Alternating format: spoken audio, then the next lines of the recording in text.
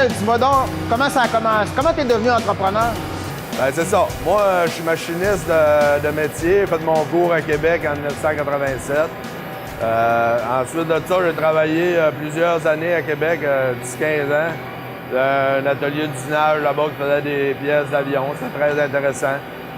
Puis ensuite de ça, ben, j'ai déménagé ici au Lac-Saint-Jean. Puis là, j'ai travaillé pour une entreprise en 1999. Deux entreprises, de 1999 à 2005. Puis en 2005, ben, j'ai perdu mon emploi. Moi, j'ai perdu mon emploi le vendredi après-midi. Puis le samedi, j'ai commencé à penser à ça. Puis le dimanche, j'ai pris ma décision. Puis le lundi, je rencontrais du monde pour dire mon projet. Fait que, façon de parler, là, c'était dans le mois de juin, en 2005. Là, j'ai dit, moi, ma passion, c'est travailler sur un tour numérique. Fait que là, j'ai commencé à jaser de ça avec mes proches. Puis là, j'ai dit, ben là, ils m'ont encouragé. Ils ont dit, ben gars, si c'est ça ta passion, regarde, t'en as acheté un. Puis à l'automne 2005, j'ai eu ma machine. Puis ensuite de ça, ben, j'ai travaillé 1 an et demi tout seul avec cette machine-là. J'étais le seul employé, le seul. Tu allais chercher tes contrats, tu faisais les contrats. C'est ça, je t'ai arrêté de jouer au hockey. Moi, l'hiver, je jouais au hockey, puis je t'ai arrêté. Fait que, à partir de là... T'avais pas envisagé plutôt de devenir entrepreneur. Tu l'es devenu par la force des choses parce que tu as perdu ton emploi. C'est ça. Moi, j'ai tout le temps travaillé pour les autres, puis j'étais très heureux là-dedans. Puis à mon dernier travail, j'étais contremaître, puis j'étais bien heureux là-dedans. Puis jamais que ça m'ait passé à l'idée de devenir entrepreneur. Puis sans le savoir, probablement que j'avais de la graine d'entrepreneur. Parce que quand j'étais plus jeune en Gaspésie, là, mes parents, on a eu une épicerie 15 ans de temps, une épicerie de village. Puis à un moment donné, ben, mes parents, là, j'avais de bien dans ce temps-là, 14, 15, 16 ans. Puis ils m'ont fait bien gros confiance.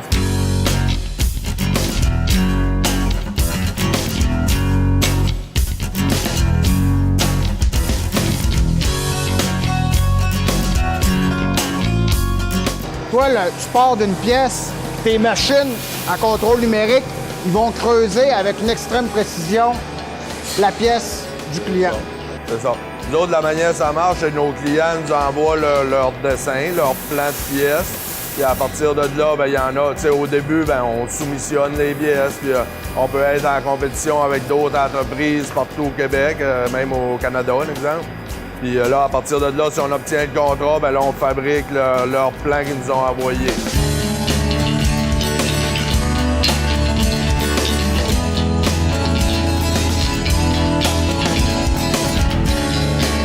Ouais, ben là, ça, c'est un tour, OK? Fait que là, la pièce, elle est dans le choc. OK? OK? Regarde comme un exemple, là. Ça va dedans, OK? Fait que là, le matériel brut est là-dedans, puis ça, c'est les couteaux. Ah ouais. Ouais. Puis là, ben ça tourne, tu sais. Fait que selon le programme que tu dis, disons, tu dis, ben, telle opération, le couteau 1, après ça, une autre opération, le couteau 2, le couteau 3. Ben là, la machine, elle va chercher le couteau, ben, elle fait sa job.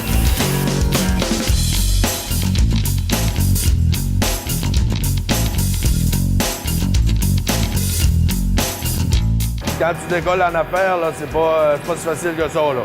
Tu t'en vas pas voir les institutions, là, puis je me décolle en affaires, puis ah oui, mon petit gars, OK, tiens, on te passe d'argent. Bon, ben moi, dans mon cas, je suis allé voir une institution en particulier, puis tout de suite, je me suis fait que m'ont viré, ça m'a bien gros déçu. Ils m'ont dit non, on n'embarquera pas dans ton projet. Parce que tu n'avais pas d'expérience d'affaires? Ben c'est ça, parce que j'avais pas d'expérience d'affaires, puis eux, selon ce qu'ils pensaient de tout ça, ils croyaient plus ou moins à mon idée. Puis, fait que là, moi, quand j'ai vu ça, j'ai tout de suite compris que ça donnait rien, que j'allais en voir d'autres. Ben moi, je me souviendrais de bord, puis j'ai demandé à du monde de m'aider, des proches, des amis, de la parenté. Puis je me suis ramassé 50 000 $ comme ça. Ouais. Il y en a que c'était 2 000, il y en a que c'était 1 000, il y en a que c'était 3 000, 5 000, 10 000. Puis il y en a que j'ai fait des petites ententes, puis ça. Puis ça m'a pris quelques années, puis je les ai toutes rendues à ce monde-là. Quand tu décolles en affaires, le gros défi, c'est que tu n'as pas de photo en partant, tu sais. Quand je dis la photo, là, je veux dire des états financiers, des bilans, des affaires-là.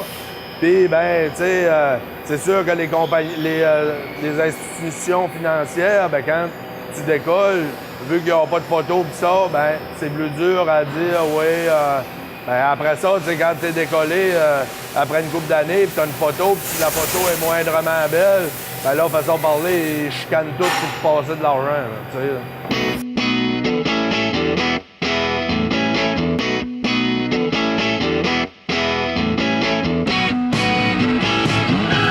Ça, c'est des plates-barres d'aluminium. Ça, t'achètes ça où?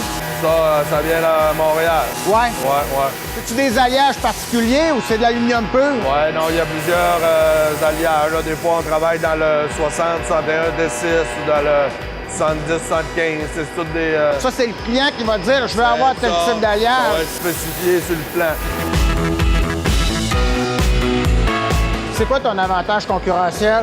Mon avantage concurrentiel, ben, je dirais la qualité de notre travail puis notre bon service.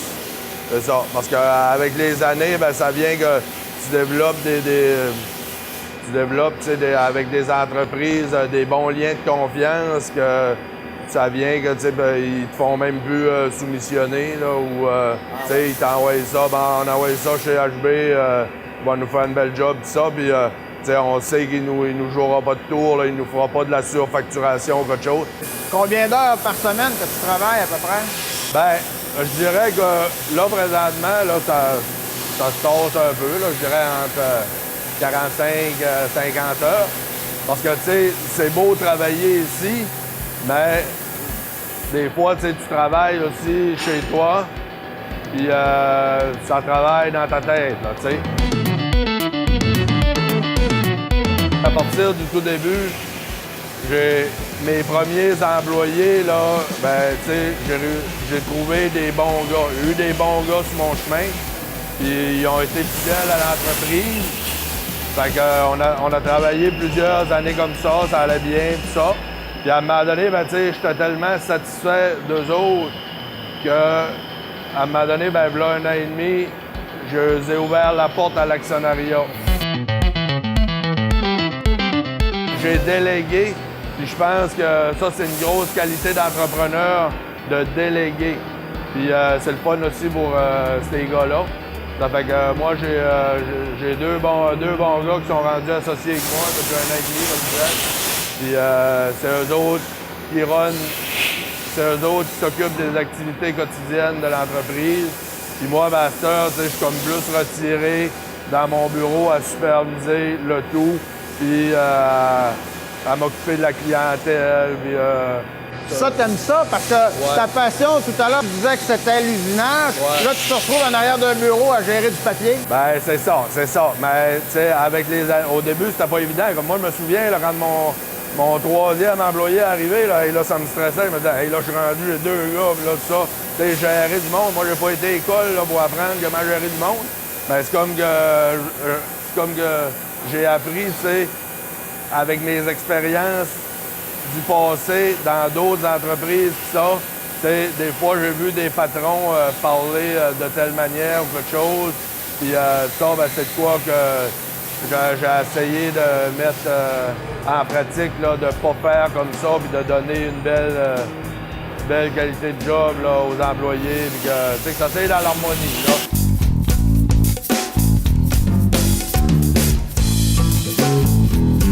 Ça, c'est la Bible des machinistes, Machinery Handbook. Fait que souvent, on doit consulter cette Bible-là là, pour aller chercher des données théoriques. Là. Mais c'est pas le mode d'emploi de la machine, c'est vraiment pour tout machiniste. Ça, là, ils te donnent ça quand tu vas à l'école. Ouais. Tu gardes ça toute ta vie. Ah ouais? Ouais, toute ta carrière, ouais. Ici, c'est principalement des machinistes que t'embauches. Oui, c'est ça, des techniciens d'usinage. Puis c'est des gens soit qui ont fait un DEP ou qui ont fait un cours collégial. Fait qu'on en a, ils sont allés au cégep en génie mécanique, option fabrication. Puis il y en a d'autres qui ont suivi comme moi un DEP. Moi, j'étais le cobaye du DEP en 1987. Est-ce que c'est dur de trouver de la main-d'œuvre dans le domaine? Ben, je pense que c'est comme dans n'importe quel domaine de nos jours, c'est assez difficile pareil. Mais malgré qu'ici, on tire bien notre épingle du jeu, on est bien chanceux parce qu'on a vraiment de la bonne main-d'œuvre. Puis présentement, ben, on n'a pas de problème à trouver de la main-d'œuvre. On est tout bien correct avec ça. Les gens, est-ce qu'ils veulent venir travailler chez HB? Oui, regarde la shop bien pleine. Oui, non. Mais est-ce que tu as une. As-tu une stratégie particulière pour que les gens se disent on est heureux chez HB? Bien, premièrement, on les paye bien, on lui donne des bonnes conditions. Que ça soit juste des petits détails comme essayer de donner les congés des fêtes, fermer 2 semaines. Bien là, les employés ils apprécient ça. Dans le temps des fêtes, on est avec nos familles, tout ça, on aime. Bon, ça, c'est des petits détails que là-dessus, là, on essaie de. Bien souvent, on va faire un peu d'heures avant pour s'accumuler un peu de temps ou quelque chose de même, ou ben non. Puis on essaie que ça soit tout le temps l'harmonie ici dedans. Puis après ça, ben une belle ambiance de travail, là, ouais. Pas de criage, puis d'affaires de même. T'es un bon boss? Ben oui. Moi, j'aime bien le matin rentrer, puis aller voir les employés, chaque employé, puis dire, voir ce qu'il fait, puis ça, puis dire bonne journée, là, puis...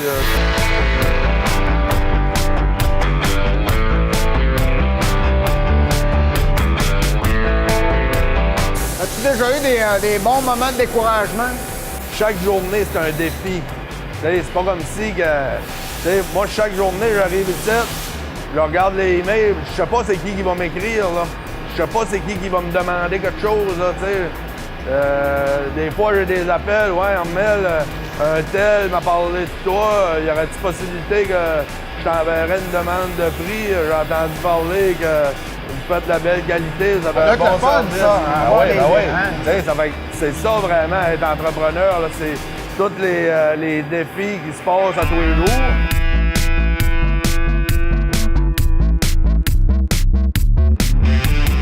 C'est-tu payant être entrepreneur?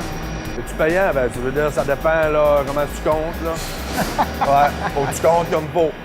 Ouais, c'est ça. Parce que c'est. Tu être riche?